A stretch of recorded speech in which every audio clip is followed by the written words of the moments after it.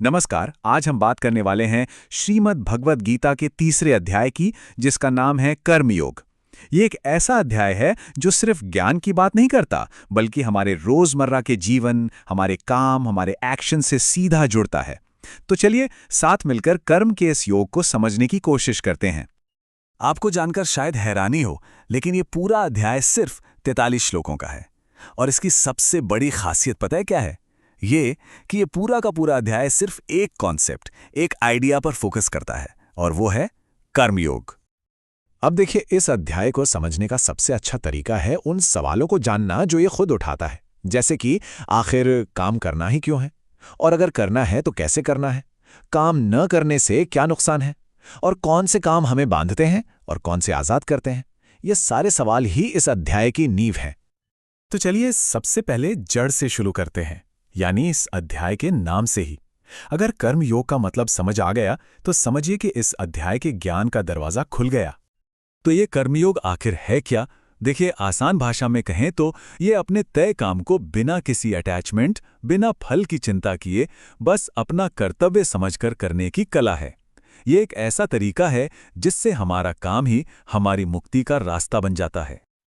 लेकिन यहाँ एक सवाल मन में आता है ना कि भाई, अगर हमें नतीजे की चिंता ही नहीं करनी तो फिर मेहनत करने की, काम करने की जरूरत ही क्या है?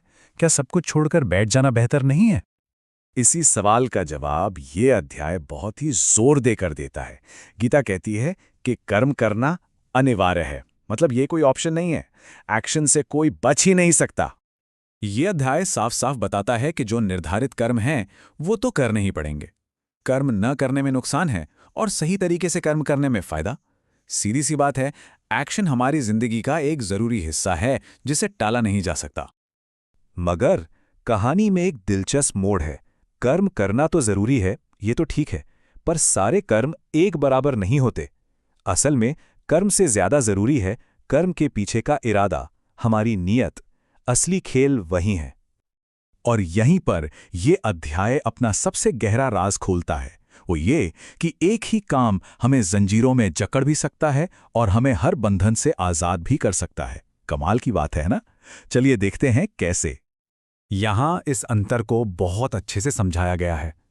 एक तरफ है वो काम जो हमें लगाव और उम्मीदों में फंसाते हैं, ये कर्म हमें बांध लेते हैं।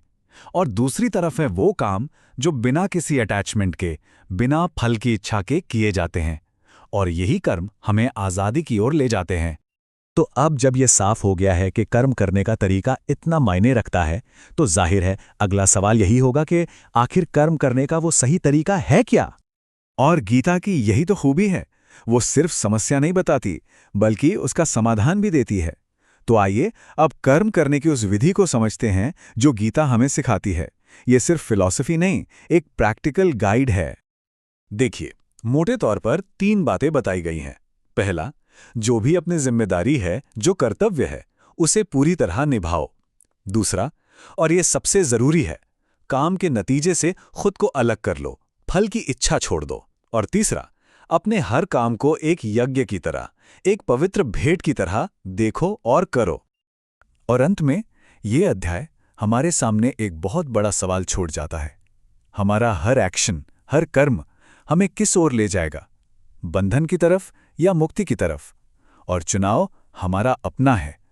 ये इस बात पर निर्भर करेगा कि हम कर्म करते कैसे हैं। इस पर सोचिएगा जरूर।